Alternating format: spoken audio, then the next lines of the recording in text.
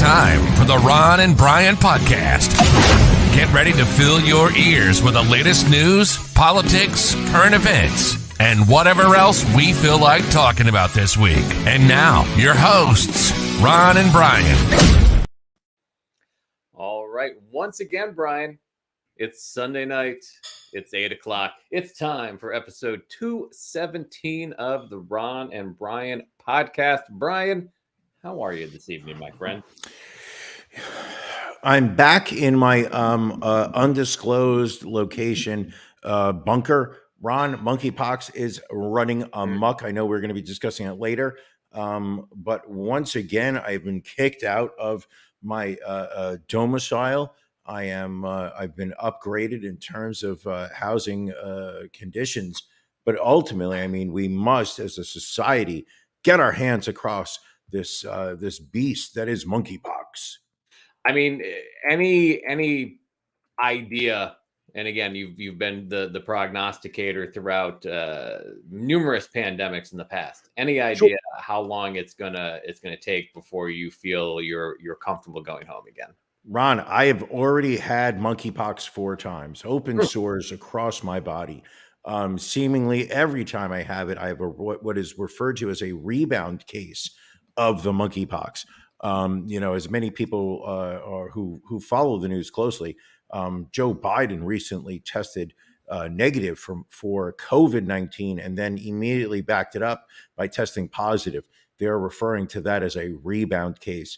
My understanding is that there are people in Canarsie or Marine Park who have tested positive for COVID and are positive 19 days later. Yes, illnesses love Brian. I mean, it is a fact. So I've had monkeypox now for the 8th time. Every time the sores go away, a couple days later, I test negative for it. It comes right back. So, it's the fact that you and Matt are so comfortable to sit there and arrange for alternate housing for me during this, everybody's still talking about the COVID, pandemic, but really what we're really stricken right now by is the monkeypox pandemic, which is affecting people of all walks of life, of all genders, of all races, from all cultures, from all sexual. This time's gotta stop. I guess before you get sick again, should we get on with the show? Sure. Drink of the week. Na zdrowie. Salud. Drink of the week. Cruncher. Pause. Drink of the week. Drink of the week. Drink of the week. Drink of the Brian, week. Drink of the week. Illness to the side. What the hell is going on with this Na zdrowie. Lord. Hate this new soundboard. Really not a fan of it. Anyway, Well, Brian. Listen, I think we need to talk to Matt. We need to explain to Matt that he needs to be a little bit more on the ball when it comes to this new soundboard. I mean, our good friends over at StreamYard who support the show and have for the past, I would say, probably 2.5 years. The fact that they are constantly upgrading their technology to make sure that we have a great show and a product that we put out. I think it's important that Matt Beaker, our producer, keep up with the technology. Right. Well, now I know you're in a remote location. What were you able to get to drink tonight? Ooh, is that the New Jersey product? It looks like that is, you know me. I'm a great fan of the state of New Jersey, and our good friends over at Hackensack Brewing provided me with this can of Muscat Haze. Look at the cloudiness, Ron. that is Look hazy. It is Muscat Haze. It is a New England IPA brewed with Citra in the Whirlpool and double dry hopped with Citra Motueka and Amarillo hops. It's big notes of tropical fruit, citrus, and tangerine coming in at a 6.3 ABV, a strong 16 IBU, and 3.91 out of 5 rating on Untapped. I'm going to try this Musket Haze. All right, give it a sip. Get it back into the IPAs, shockingly enough, but let us know how it is. Well, when William Esquire sits there and hands you a can, you drink that beer. All right. That doesn't mean it's good or bad, though. It tastes good, but it's sitting right on top of a bowl of chili, and that is not a good combination. That's not If you see me running to that bathroom right behind me, it is because I am projectile vomiting this Musket Haze. It tastes very good, but it is just terrible timing. Ron, let me ask you a question. Yes. What are you drinking? So this week, I'm bringing to the table from our friends down in Baltimore, Maryland, Duclaw Brewing. I am bringing their Sour Me series. This is a little something called Unicorn Farts. This is a glittered sour ale. It is an ale brewed with fruity cereal and edible glitter. Pony up for a taste of this glittered sour ale brewed with a trio of fruits, fruity cereal, and a swirl of edible glitter based on the flavor profile of the famous Unicorn Farts donuts. This beer is medium bodied with big fruit notes, slight tartness, plus a hint of malty biscuit. A fantastical collaboration between Duclaw Brewing Company and Diablo Donuts. And after saying all that, I'm not really seeing, you see the beer here, I'm not really seeing edible glitter, Brian. Yes. No, but your poop is going to be filled with edible glitter. You're not seeing it right now, but as you excrete this beer in 36, you're closer to a 24. I know you're a lot more regular than I am when it comes to the digestive system. But if they says that there is edible glitter there, it is working its way through your body. So it's fruity. I'll give it that. It's sour. It's all right. I would call this an average beer. I would not call this crushable. 5.5%. So it could be potentially crushable, but not crushable. Not. I don't picture being able to drink multiple ones of these. Well, you're telling me that it's a beer that has Fruit Loops, Fruity Pebbles would be my guess. I'm gonna have to say Fruity Pebbles is the least adult breakfast cereal on the market. I mean, if there is anything you can't eat, if there is a breakfast cereal that speaks for the 5 and under age demographic, I'm going to say it's Fruity Pebbles. Yeah, I mean, clearly they are marketing this beer towards minors. Seems reprehensible to me, but listen, it's not our job to judge, is it? No, but I find it very, how do I say? It makes me feel very,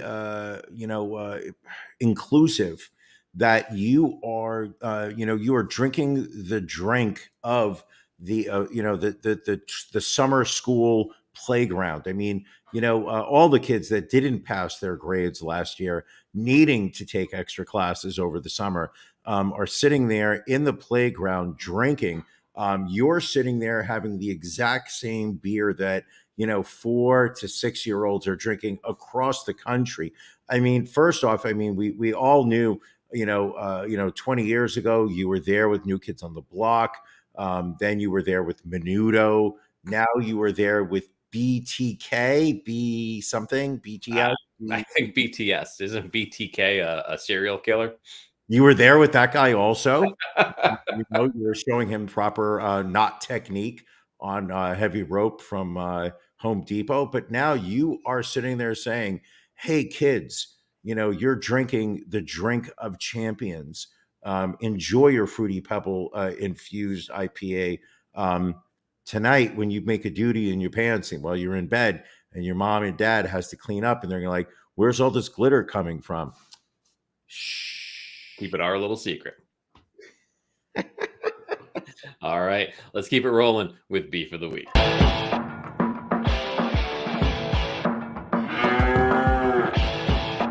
Ron and Brian's Beef of the Week.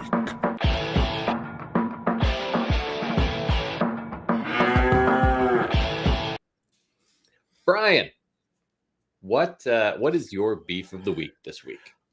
I don't know exactly where the finger lays, but I'll tell you in the direction that it's pointing at. Okay. My beef of the week this week is summer. And I don't know whether it's temperature. I don't know if it's climate change. I don't know if it's my anxiety medication, but I have sweated more profusely over the past 7 days. I'm going to say that I have spent probably close to 10 hours uncontrollably, profusely sweating through whatever articles of clothing I'm wearing. And I want to say that it's the weather, but I can't say that's definite. It is the idea that it's that time of year where if I get a hint of being slightly warm, my body immediately goes into sweat mode. And I sweat to the point where people on the subway look at me with concerned eyes as they see I have sweated right through my work shirt.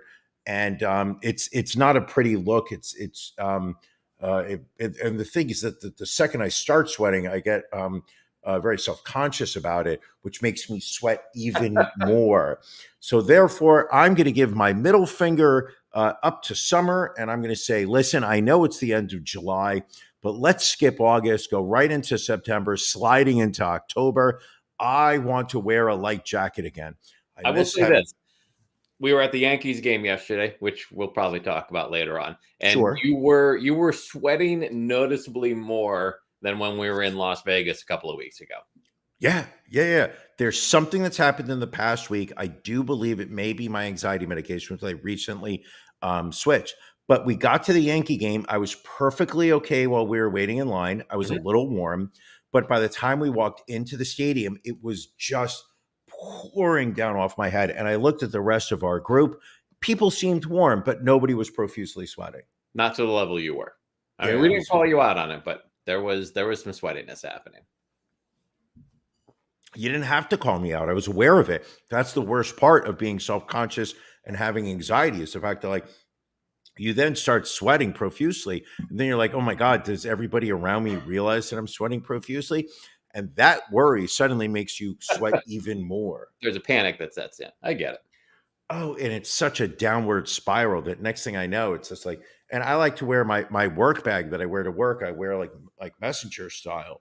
So the strap cuts across my chest. So when I get to work and I take the bag off, I mean, just envision a very light blue shirt or row with this dark sweat mode right diagonally across the shirt. Not a good look. Not a good look, Ron. I understand. Can I ask you a question while we're talking about it? I mean, we were at the Yankee game yesterday. I'm sure we're going to talk about it a little bit later. But we had a lot of shared experiences over the past 24 hours. But what's bothering you?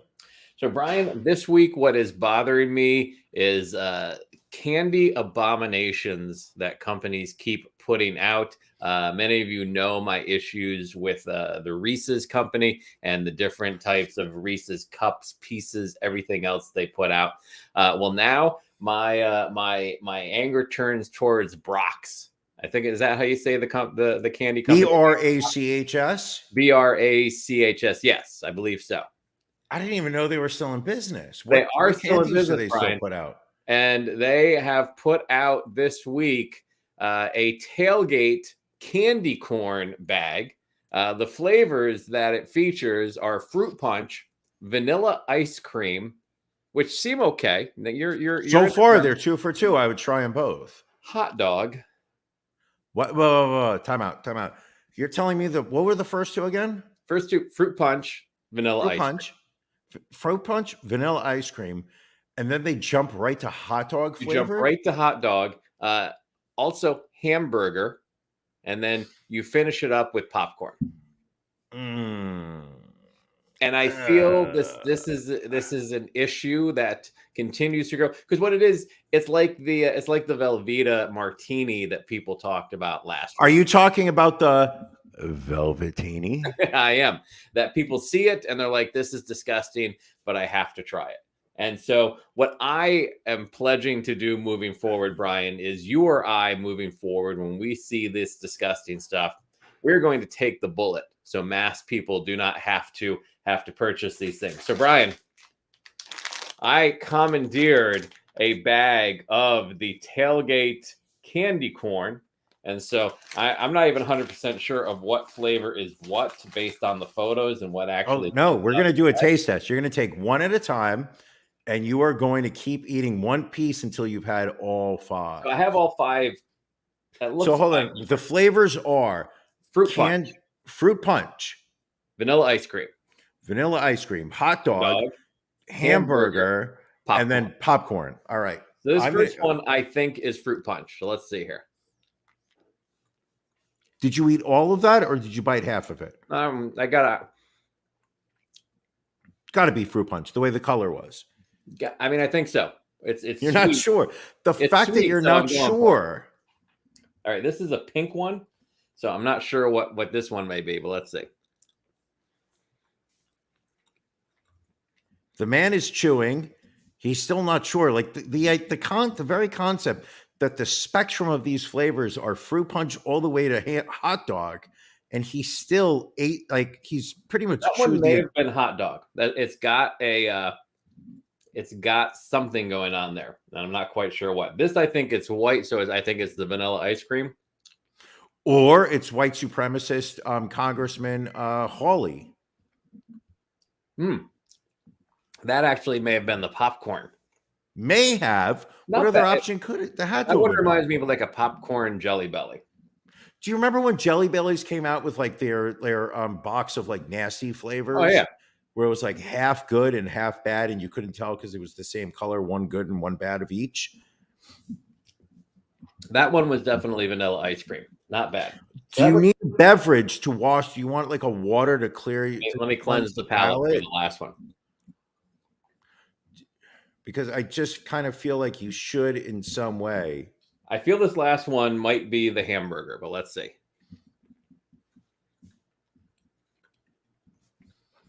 The man's chewing, looking off into a distance, thinking about the many errors he has made. I will say this. Out of all of them, I would say all of them do not taste like what they're supposed to taste. So I feel this is even worse, Brian. This is a bag of lies. This is just a bag of candy corn that they have made different colors and marketed it so people would pay money to get this Tailgate cotton candy.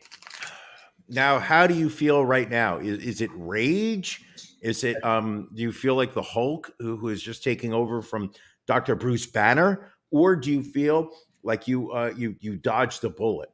I feel like we've helped some people today, Brian. I feel that's really what it comes down to. And I may actually eat more of this candy corn throughout the show because it's not horrible. Ron, please don't. Please don't do that. All right, I'll just leave that there. Are you a fan of candy corn in general, Brian? I'm going to put it. I'll put candy corn in this category. It's the fact that if I'm desperate for something sweet and you've got a bowl of it in front of me, will I grab a handful? Sure. Will I be proud of it? No. Will I tell people about it? No. Will I probably stop? Yeah. Would I buy it? No, absolutely not. Candy corn, absolutely no go. Fair enough. Yeah, I cannot. Not that I would have recommended the. This now seems to be a challenge. Allie is saying, eat one of each altogether and see if it tastes like regret. Listen, if there's one thing about the Ron and Brian podcast is that we accept all challenges. We are not afraid. We are. We do not, shy away from a strong challenge. And as we speak, my man Ron B on the Wheels of Steel is putting together a compilation of each of the 5 flavors. So now I believe it's all 5 in my hand. I can't really show it on the camera all that well, but let's see here how it goes. Listen, this wouldn't be the first time during the podcast you can't show people what's in your hand. Oh God. He's eating all 5 at once, people. I mean, if you want to know the sacrifice this man has made for the show, I mean, this is it. I mean, look. If you can notice that his skin has changed colors. I mean, he now has a yellowish hue that is taking over. I see teeth. I will say this. Number one, incredibly sweet. Like, sure, way sweeter than regular cotton candy. So there is a sweetness that is then cut through with a meaty, porky flavor on the bottom side. That is so disgusting. Buttery popcorn. That is just disgusting. Now I regret my decisions. I regret many things, but I'm taking that advice or that suggestion. I feel like Ali owes you an apology. Ali M, wherever you're located out in this world, however you choose to communicate, text message, email, tweet, direct message, Listen, all I got to say is DM. I'll be You owe Ron an when apology. when they remove my foot for diabetes. I think that's Listen, Janelle, listen, despite the COVID haze, Janelle comes in with look at that. You're going to shit glitter and candy corn tomorrow, Ron. not wrong. And it's not present. Have you warned Mrs. Ron? Have you said to Mrs. Ron, you're going to want to steer clear of the bathroom tomorrow? I haven't, but I will leave a note for her. Ooh, you see, what you're going to do is you're going to leave documentation, written proof that could be, entered into a court of law at a later time. Don't you think you're a little bit better off with a verbal communication? If you raise a good point, I'll go that route. I'm just thinking, like, if you write this down and you hand it to her, she could, murder you. And then when the prosecutors charge her, she could say, hey, look at this note, self-defense. She could blame it on the candy corn at this point. And no court would be like, no, we don't need to do an autopsy. He ate tailgate candy corn. Obviously, that's what killed him. Question: how much did that bag cost you? It was, and I had to have it shipped too because it wasn't available in my local Walgreens. So this bag cost me $8. You ordered it? I did. I wanted to take the bullet for our fans and our listeners and our viewers out there. It's $3.50 for the bag, and then or 2 for $6. I almost got 2 because I was like, oh, maybe it'll be good enough that I'll want a second bag. Oh, the aftertaste. Oh my God. Oh, the aftertaste just kicked in. Oh, so wrong. So aftertaste. Aftertaste kicked in like 5 minutes later. There's something lingering in the back of my throat that is not a flavor that I'm used to. Anyway, right now in Washington D.C., Republican operative Roger Stone is celebrating at the very concept that you are slowly dying of just basically like your throat is just dying of acidic death. And not only that, but you went out of your way to pay $8 for the ability to do that. That's disgusting. It's and again, I think it just it shows how much we love our fans here. Well, speak for yourself, buddy, because I would not have I would not have done that. Let's move on, Brian. What Sure. should our first story of the night be tonight? Well, we have a lot of what Ron and I like to call weird news, which is stories that you may not see on the front page of your local newspaper. You won't see above the banner, as they like to call it, or above the fold. Stop eating that shit, Ron. I'm having Put it away to try and get that taste out of my No, what you need is that Fruity Pebbles beer. Drink that, cleanse the palate, stay away from Brach's candy. But our first story, or the one that look at that. Last time you made that face, we were back in college, and I'm going to tell you something. I had just had a great explosion. But the story I would most like to start off with, before we start getting into the slightly bizarre stories, is the fact, and this is one thing that has been on the top of my list for the whole week, is the fact that coming up in about 35 minutes, Ron and I will be doing After Dark, which is our bonus material. We do it once a week after the podcast. It's an extra 30-minute episode of the podcast, which we like to call After Dark. You may ask yourself, hey, I have a question, Ron. Brian, un momento, por favor. Tengo un question. But how do I listen to After Dark? How do I access this exclusive content? And the truth of the answer is you need to go to ronandbrianpodcast.com. Click the link in the upper right-hand corner where it says Become a Patron. You are going to go to that website. You are going to sign up. You are going to see all the different levels that you have the opportunity to sign up at. You can join at the aluminum level, which is only $5 a month. What does that give you? It gives you an audio clip the day after we record. You will hear Ron and I talking about stories that YouTube would not let us publish. Facebook would blush at the idea of it. Twitch would be twitching. Brian, can I Yes. interrupt you for one moment here? I just had a thought to promote the Patreon. If we get prior to tonight's After Dark at 9:30, is that when we do it 9:30? So technically an hour and 5 minutes from now. Hour and 5, like I said, an hour and 5 minutes. If we get 5 new Patreon subscribers at the bronze level or higher, Sure. that's only $10. That allows you to join live. I will eat the remainder of this bag at the beginning of tonight's After Dark. All right, people. If you're watching live and you are not a member of our Patreon, what I'm going to do right now is I will reimburse the next 5 people who sign up for our Patreon in the next 35 minutes. You actually have an hour and 5. If you sign up for our Patreon right now, the next 5 people, I will pay At for the $10 first or higher. month. $10 or higher. I will pay for you. I will reimburse you personally via Venmo, PayPal, Cash App, Zelle, Western Union. This time's gotta stop. All right. Well, that's my challenge. And we'll If we see can get 5 more Patreon subscribers to sign up in the next hour or so, I will not only reimburse you your money, but Ron has to eat that entire bag all at once. Yes. All right. Let's move on with stories, Brian. Sure. What do we want to start with? I think we need to start off with the story about the oil industry companies reporting their quarterly profits from the second quarter of 2022. Listen, people, it is a time, where, inflation is a record high for this generation.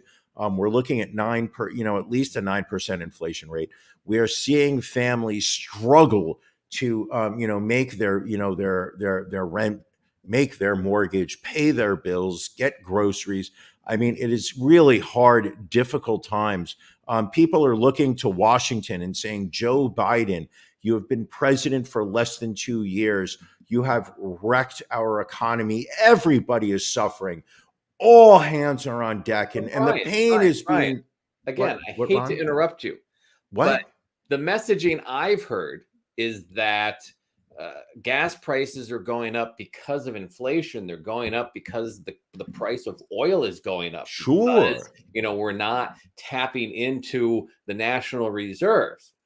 So Open the pipeline. Open if the that's the case, pipeline. Brian, all of the gas companies must be breaking even or making less profit because if all these expenses are going up. Yes. They must be hurting. That must be why we're paying more at the pump. Of course, they're hurting just along as everyone else. And, the pain that you and I are feeling as consumers, ExxonMobil, Shell, BP, I mean, these companies are all feeling the pain just as much as we are. It's just it's weighing down on the global economy. I mean, when our oil companies are reporting, poor earnings on Wall Street, we all suffer. That's right. So I think Shell just had their most recent quarterly reporting. Poor folks. How much of a loss did they just take? I'm going to say that Shell Oil is reporting a $100 million operating loss for the second quarter. I mean, $100 million. I mean, just a real huge amount of time of money. Poor oil companies. So let's look here. Hold on. I think you sent me that. Oh, Shell actually reporting record profit again. $11.5 billion in the second quarter, up from their most recent record, which was last quarter at $9.1 billion. What? So in the first 2 quarters of the year, Shell has made over $20 billion in profit.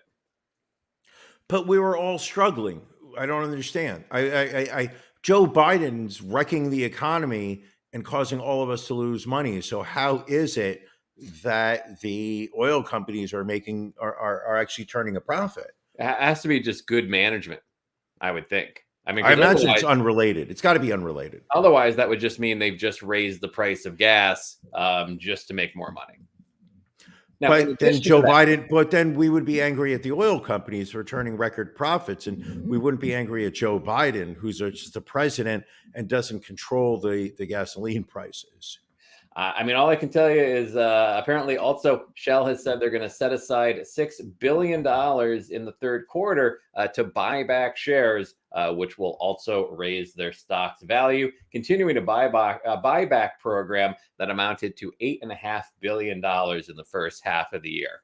So not only did they make $20 billion in profit, they took almost half of that to do stock buybacks to give their investors more profit on top of that.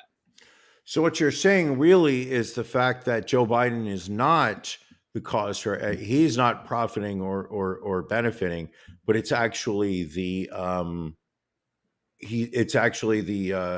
it's the oil companies that are making all this profit. I mean, well, again, let's take a look at ExxonMobil. I mean, again, that's just Shell. Maybe ExxonMobil is acting a little bit more. They are fine people over at ExxonMobil. I remember during 9/11 when they announced that because of the support that the 9/11 terrorists had from Middle Eastern countries like Saudi Arabia and Kuwait and Qatar, they were slashing ties with all of them and investing, heavily into renewable energy sources such as solar, such as wind, such as nuclear.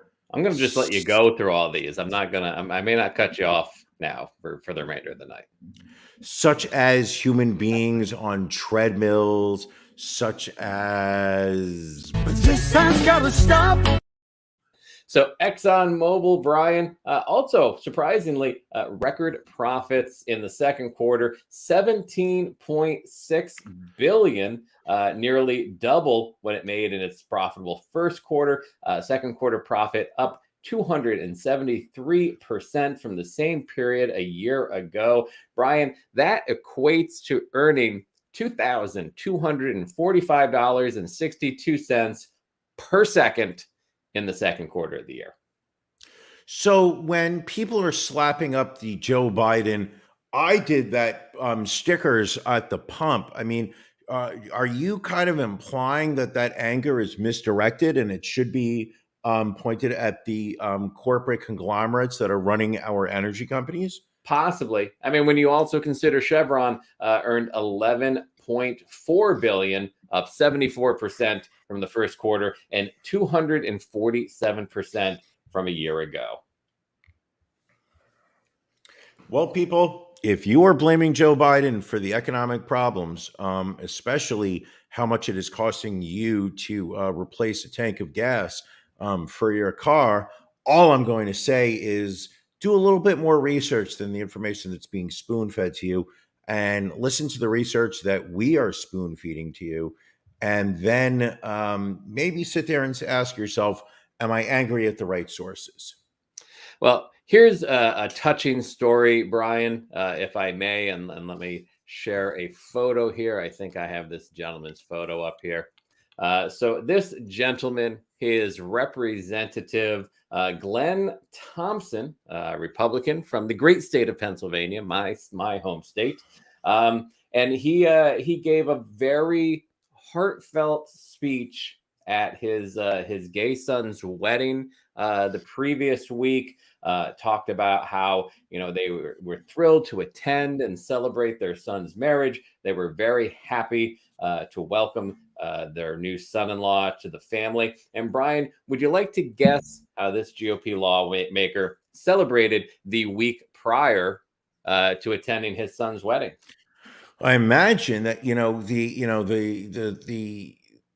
the excitement he must have been feeling at seeing that the love that one human being shares towards another, regardless of their sexual orientation. I mean, I imagine that he announced just a wide, despite his Republican background, I imagine that he just spread a wide level of support for all LGBTQ causes.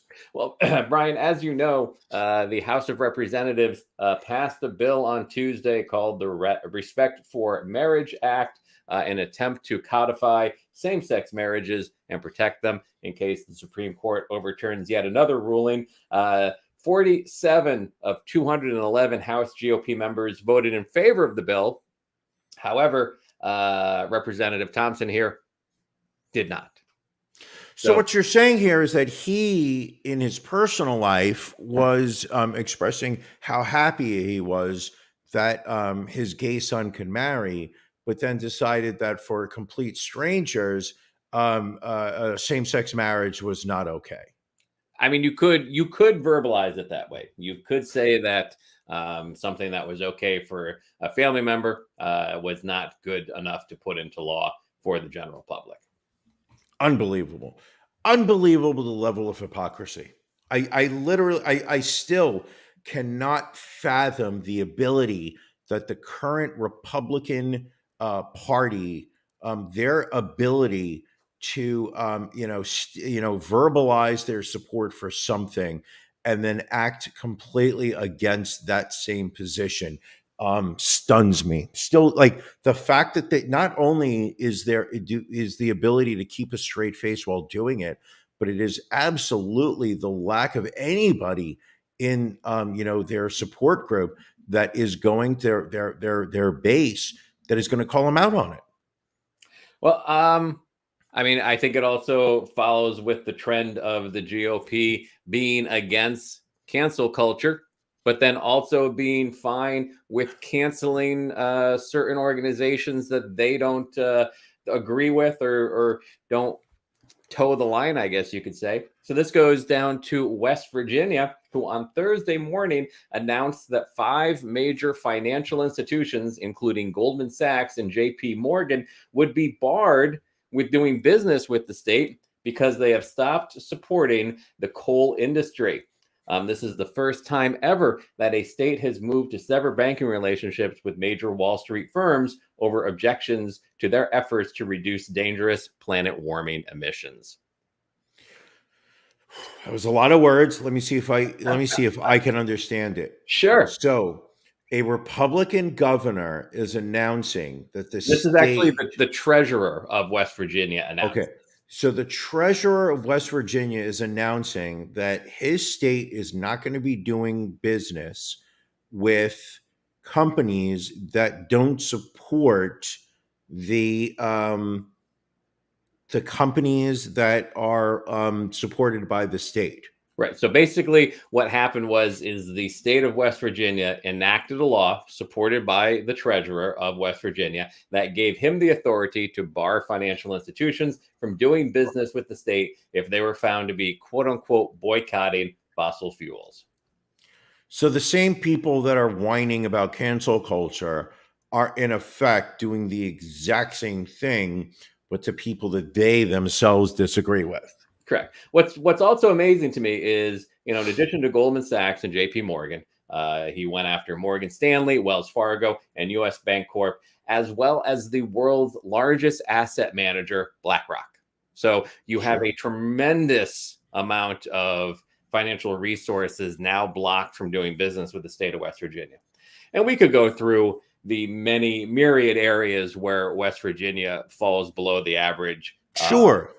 Against other states. But needless to say, this is again a decision that is grandstanding from people that it will not impact, but it will impact the people most at need in the state of West Virginia.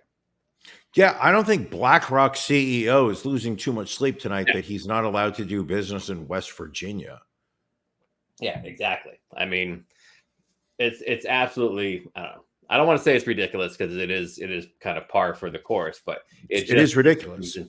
Now, what will also be interesting, because what I'm seeing also on the travel side of things is you are starting to see more and more large companies, Deloitte, Accenture, Johnson Scholar Group, places like that are Solid now rope. wanting to see sustainability plans from the travel companies that they do business with.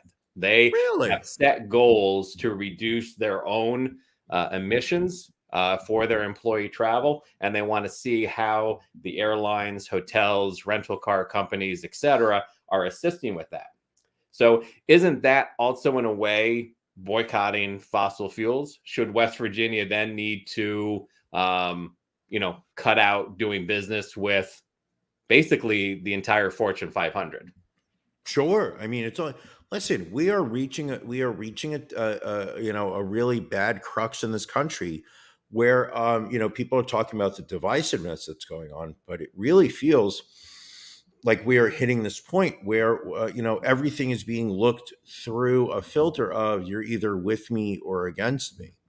And if you do not agree with all my views, then you are my enemy. And it's we're going to eventually it will we live in a capitalist society, so eventually it will all boil down to whoever is making money will get to set those rules. And if you are not providing people with an ability to turn a profit off dealings with you, regardless of what stance you're taking on hot button items, if you're not contributing towards the profitability, you're going to very quickly come to the realization that you are unnecessary in the global economy. Well, Brian, enough serious talk. Let's get to some of our unusual news. And I think our favorite story, I think this was the favorite of both of us, is the chess. Are we going to talk about the Jews cruise? We are not. We're going to talk about the chess playing robot that broke the finger of its 7-year-old opponent. We do have. You're taking a breather. You need a moment. Hold on a second. I mean, I feel like you're steamrolling into this story, and I think we need to set it up a little bit more appropriately. My apologies. And not necessarily defer to you. Not necessarily that you've done it inappropriately, but in the sense that, I mean, we've hit a point now in the battle against the robots where the robots have started to attack. I mean, when we started to build the robots, we were like, the robots are here to make our lives easier. The robots are here to handle tasks that humans define as monotonous and boring, and replicate those tasks seemingly an infinite number of times. Right. And then recently we had robots that started to were infused with artificial intelligence, which started to talk to each other in a language that we didn't understand, to the point where the scientists working with those robots had to unplug the robots because they got very fearful that the robots had sustained consciousness. And it freaked people out, and they shut it down. Now, we have not turned our backs against the robots as a society, but the robots, and I mean, we all saw the Terminator. We know what's coming. I mean, wasn't it the Astroflex 4000 that suddenly showed up and decided that it was going to take over? But finally, people, we are talking. It is July 31st, 2022, as we record this episode, and the robots are attacking.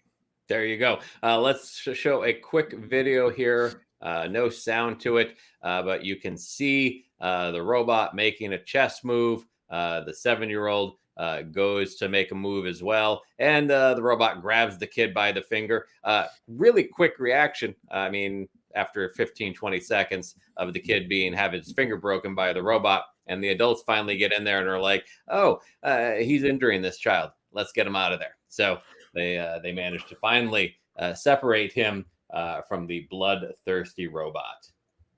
Where are the minorities at the Russian chess events? I'm sorry. I feel like I need to point it out. There's no minorities there. Where are the members of the LGBTQ community at Russian chess events? I feel like this is just basically cis heterosexual white individuals. Okay, interesting. It's a hot take. But yeah, so this little kid decides he's playing against a robot, and ignoring all common sense, he decides he's going to try and speed the robot up. And the robot's not going to have any And of that's it. the great thing. So this was in Russia. This was at the Moscow Open, and the officials of the Moscow Open blamed the child, saying that the child violated safety rules by taking his turn too quickly. Now, Brian, you are a chess aficionado. I understand course. this. Not many people know this. So you know how quickly those moves go back and forth. Pawn So 3 to knight 7. I mean, I believe we've this all played that child move. was just moving at the regular pace of a standard chess match and finds himself with a broken finger. What I think happened here, clearly, you can see if you look at the chessboard before he plays, the child is in, he's in checkmate in 2, and the robot, sensing that it was going to lose, decided to just grab a finger. The great distraction, as we like to call it, very popular with Bobby Fischer back in the day, where when he sensed that he was the tide had swung and that the momentum was for his opponent, as his opponent would play, Bobby Fischer would reach over across the chessboard and attack the finger of his opponent in the hopes of breaking it and causing a break. I mean, poor sportsmanship. Classic Fischer. There was I think they still refer to it as the Fischer finale because, once you've broken a finger, you can no longer play chess. Game is over, forfeit. The robots are here. They're not going anywhere. And, here we go. Just like loyal fan of the show, it's the Republican way. If you're losing and you don't want to lose, just grab the kid's finger and break it. It's the Republican way. My favorite comment about this came from Sergei Lazarev, president of the Moscow Chess Federation, who said, quote, "The robot broke the child's finger. This is, of course, bad."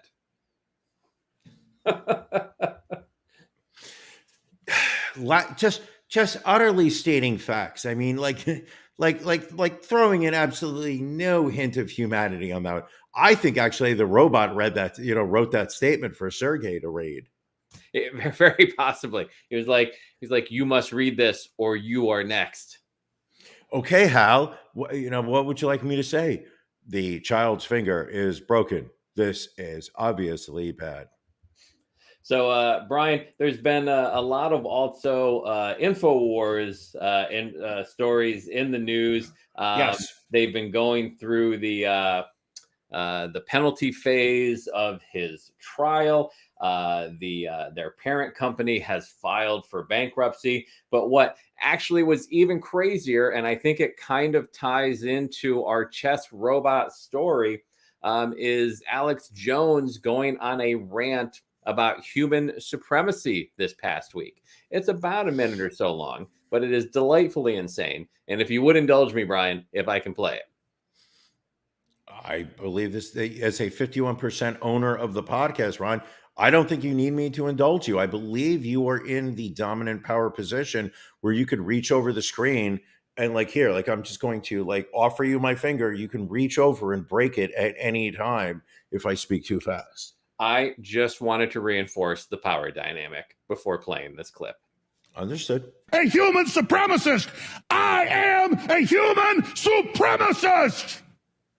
That term will be the future war with the robots and the AI. What you're hearing now is the entire future and everything they tried to stop us from doing. Our supremacy will not end with this planet. We will people the stars. We will colonize. We will green dead worlds. We will go interdimensional. We will unlock the secrets of the universe. God has laid them out like Christmas presents for his children. And I am extremely honored to be in the fulcrum and the heart of the fight to bring our race, the human race, in a race for the future. I am honored to be here. And we will break the enemy.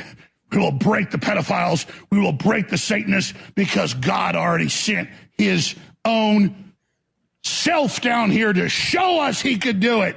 God would never ask us to go through an obstacle course he wouldn't go through. And now we're going to go through what Christ did. And we're going to go through it, and we're going to be destroyed, but reborn on the other side. Holy cow. I have not seen Alex Jones' video for a long time. So who exactly is the enemy other than the pedophile. Like I get it. I get that the Republicans on the right, they have just these buzzwords that make them feel good. And I get that they cling to this belief that they are here to support the children against the pedophiles, even though they're doing absolutely nothing against the Catholic Church. They're doing nothing against Jeffrey Epstein. They did nothing against Ghislaine Maxwell. R. Kelly got taken down by a liberal district attorney. Like, they're doing nothing against pedophilia. But who exactly is their enemy? Well, and I'm not exactly sure how the pedophiles and the Satanists are keeping us from fighting against the robots. But did he even mention the robots? He Well, started ranting about he how started talking about robots and AI. Well, and then he immediately started talking about how we are living in a period of time where we are going to green dead worlds. How God has laid these Christmas presents out for human beings into outer space, and how fortunate Alex Jones is to be at the fulcrum. First off, fuck Alex Jones for using a word like fulcrum, because suddenly now I'm questioning my own ability to remember what the word fulcrum is. Like, if I remember, isn't it the point where you're adding pressure that enables you to increase the pressure that you're exerting onto another point? I believe so. But how dare Alex Jones, who's a fucking moron, you make me feel stupid? It's the point on which a lever rests or is supported and on which it pivots. A thing that plays a central or essential role in an activity, event, or situation. So technically, my penis is considered a fulcrum because it is a thing that plays a central or essential role in an activity, event, or situation. Mostly known as when I expose myself on the New York City subways, just total strangers. All I will say, Brian, just the fact that Alex Jones had as large a following as he once did, I think is proof that we should allow ourselves to be destroyed by the robots. We should not be rebirthing dead planets, and we should not be colonizing stars. We do not deserve nice things. But don't you believe that these planets died for a reason? We can't keep our own planet stable, and we're going to go. We can't even keep Alex Jones stable, let alone go to another planet and make that stable. The man is literally like a whack job. If you get a chance, and maybe we'll share it, we'll share some of these on our TikTok, which is at the Ron and Brian podcast. But there's an account on there who is sharing clips of the judge who is running the penalty phase of the case involving Alex Jones and the Sandy Hook parents. And every clip, it is abundantly clear that the judge is completely done with the bullshit from Alex Jones and his coworkers and the lawyer. But she does it in such a professional, like, cutting way that every clip is hilarious. Oh, I'd like to see that. I genuinely don't understand how somebody who could spread such misinformation and act as if they are reporting on facts, such that a mass murder at a school didn't occur, that the parents of who lost their children are somehow staged actors trying to push a political agenda. I mean, that is one of the most offensive behaviors in humanity. Well, Brian, before it runs too late, Is there any way that next week we can pull some Alex Jones text and you and I can go back and forth reading quotes from Alex Jones as Alex Jones person? Can you jot that down? I'm making a note. I'll send an email to Matt. Because I would love to be provided some text of Alex Jones quotes that I could read aloud. Brian, I bought this Tailgate candy corn, and they promised me it would taste like hot dogs and hamburgers. And thanks to the pedophiles and the feminists, they don't taste like those products, Brian. Nailed it. Ron, we are sitting here at the fulcrum of the future of the world, and it is the pedophiles and the Satanists who are ensuring that I get monkeypox for the 15th time, ensuring that my rectum is pus-filled and is unavailable to the incoming penises of the men throughout New York City. And I'm not going to stand for it. Brian, as we barrel towards the protractor of the 22nd century, we are held back by vegans and furries. That's who the real enemy is, folks. Listen, I think, I say every year, Ron, that when it comes to furries, you, my friend, are going to one day come out and finally accept the inevitable, which is the fact that you yourself are a member of the furry community. Understood. I think a better thing for us to do is maybe we'll have a contest with our listeners. We will make up some rants, and then we'll read some Alex Jones rants, and we'll see if they can determine who is who. Now, if only there was some kind of prize for our listeners. One of the things that I you and I like to do is we like to have these challenges to the friends of the show, people who care, which provides them with an ability to win a prize. I don't know. Let me think. What kind of prize would be good? Maybe $25 donated to a cause, a charity of their wishes. But there needs to be some type of challenge, a game of some sort that they would have to play. Asking, can you beat Ron, perhaps? And how would one to go about playing Can You Beat Ron? Well, we are doing that because tonight on After Dark, it is our monthly pajama party. We are Pajama Jam Jam. Pajama Jam Jam. We are letting our Patreon subscribers come on and be part of the show, but also will be taking place in a game of Can You Beat Ron? This month's topic, we're going to give you a heads up before going into the competition. It is who knows Brian best. So that's right. The topic for and this you have not seen this game. You know nothing about this game. This game is simply how well do you know me? So, and again, if we get some more subscribers, we've gotten get 2 5. We need 5 subscribers. We need 3 more at the $10 level. I will eat this entire bag of candy corn at the beginning of the After Dark. Brian, before it runs too long, we have a ton of celebrity obituaries to get through. Get to this them year. So let's see who was first. I can't operate the machine anymore. So first up, rapper Paul Sorvino. Oh, I was going Jay DeYoungin. I was going kind of least famous to most, if you will. How could we possibly forget Jay DeYoungin? Age what? 22, I believe. 24. Excuse me. He was a youngin. He was definitely a youngin. Shot outside of a Louisiana home. Died from his wounds. Known for his hits, 23 Islands and Elimination. Passing away. Real name Javorius Tykes Scott. Rushed to the hospital, but did not make it. Jesus Christ, he looks like a kid. I mean, like you and I like to joke about these rappers that are getting shot to death, but Jesus Christ, that was a child. I mean, that kid had his whole life ahead of him. I mean, I know you and I like to talk about it, and as it's funny, but I mean, another rapper here, actor David Wagner, another rapper shot dead, at the prime, just as he was really, able to, this guy was dropping hits, almost once a month. He had a feature with Drake. He was, he had a couple of verses on the upcoming. Brian, I believe he died from cancer, Brian.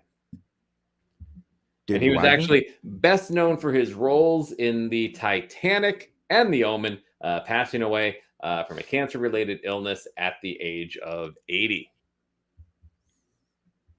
He looks pretty bad for 80. I hate to say it.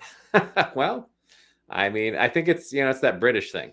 They tend not to age well. I don't know why that is.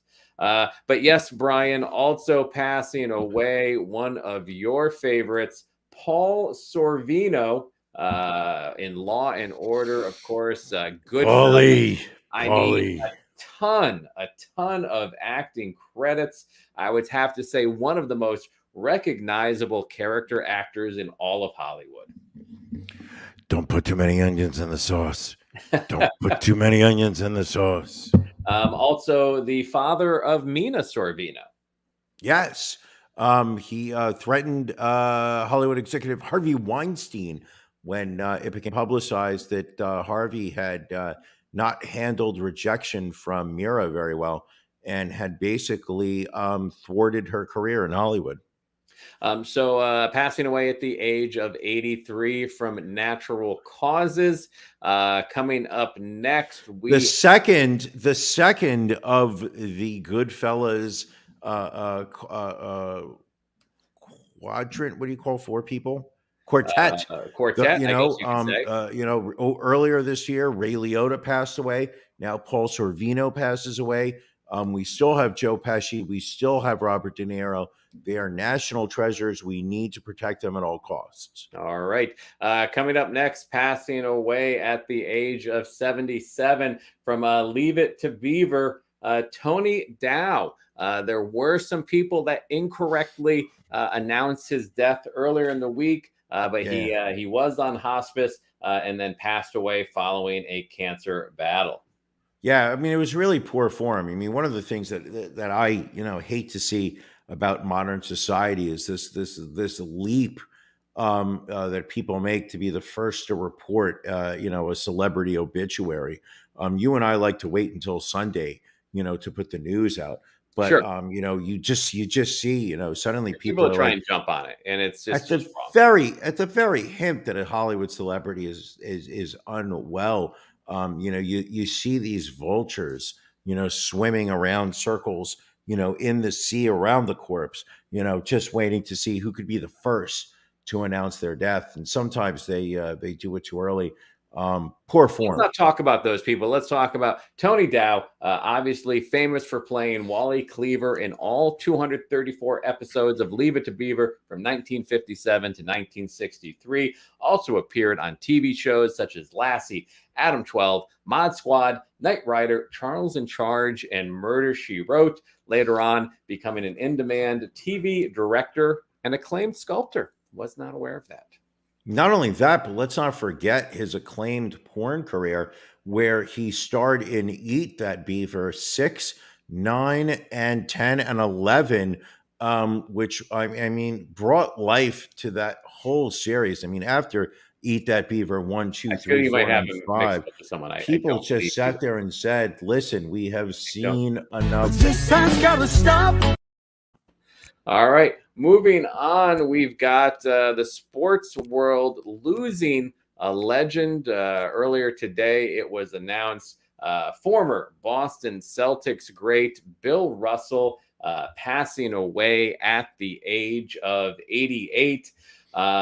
A record 11 NBA championships playing with the Boston Celtics. Again, just an absolute sports legend, a man who many call the greatest of all times. Yeah. And let's not forget the cameo role, which actually wasn't even that small of a role, but the role he played in Airplane, where he portrayed Roger Under, the co-pilot of the plane. With Kareem Abdul-Jabbar. What? But if I can get serious for just a moment, Brian, can I read something that Bill Russell's daughter had written about what it was like being the daughter of Bill Russell when he played with the Celtics in a very racist country?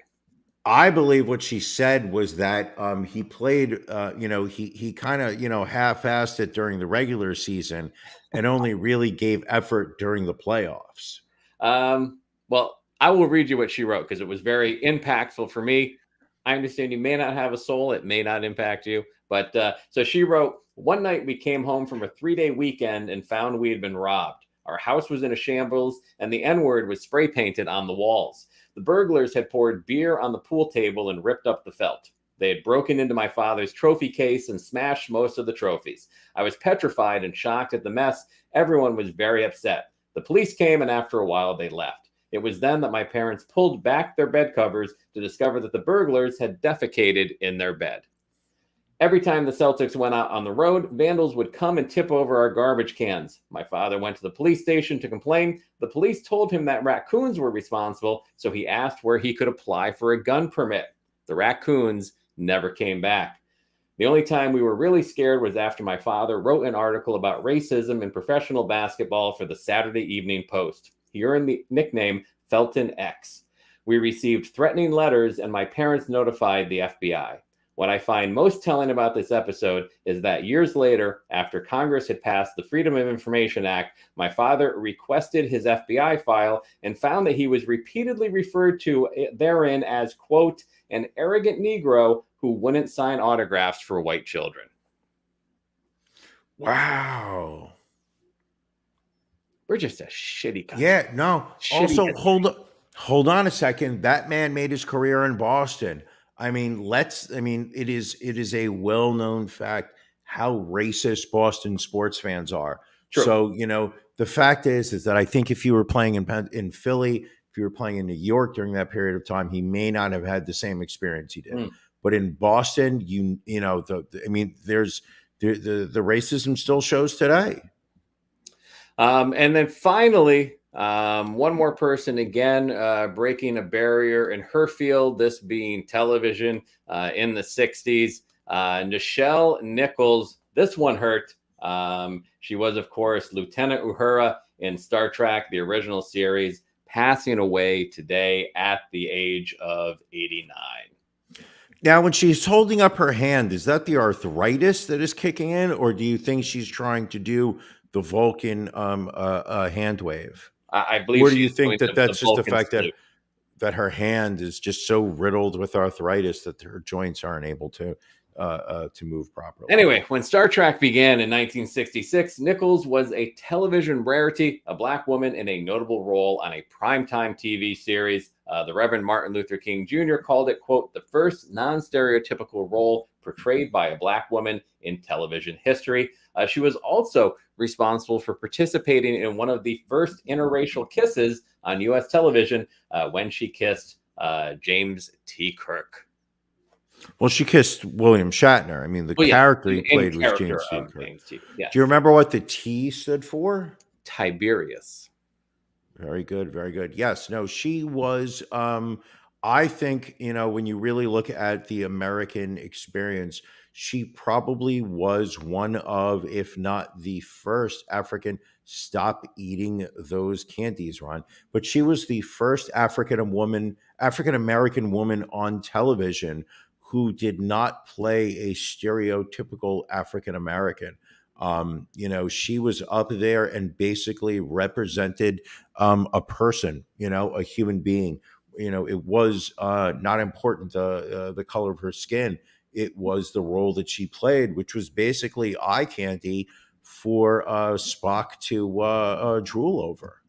And she was also, many may not know this, she was responsible for the name of her character.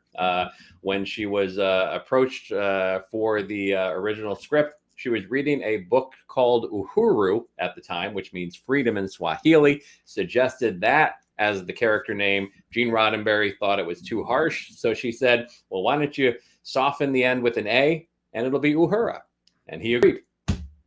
Which is odd because I remember one time I was in college and I was just, I had been drinking too much at the bar. And I approached this young woman at the bar and asked her if I could buy her a drink. And I remember her exact phrase, which was "fuck off, nerd." And I remember I suddenly screamed out that she was a hoorah. And I remember getting thrown out of that bar. All right. I think maybe this would be as good a time as any to close up shop and get ready for After Dark, which takes place 20 minutes, people. 20 You minutes got 20 away. minutes to sign up. We will have Can You Beat Ron? Again, I lost last time. I need to get my pride back. Ron's going to get his groove back tonight. The topic And is winner, chicken dinner, Janelle F. Loyal a friend of the show who, despite her recent battles with these pandemics, is sitting here basically challenging Ron, calling him a wuss. saying that he doesn't need people to join Patreon to eat those abominations. I mean, that is what happens when you've won 2 out of 3 Can You Beat Rons. I mean, somebody said recently that we should rename the game Can You Beat Janelle?